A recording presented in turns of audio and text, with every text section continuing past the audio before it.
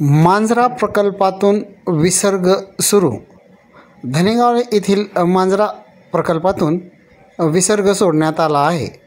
पाणलोट क्षेत्रात होणाऱ्या पावसामुळे मांजरा धरणात होणारी पाण्याची आवक पाहता पाणी पातळी नियंत्रित करण्याच्या दृष्टीने आज दिनांक 25/9/24 रोजी दुपारी 12:30 वाजता मांजरा प्रकल्पाचे 2 वक्रद्वारे 1.6 हेक्टर 0.25 मीटर उंचीने उघडून मांजरा नदीपात्रात 1370 क्युसेक 49 क्युसेक इतका विसर्ग सोडण्यात आला आहे.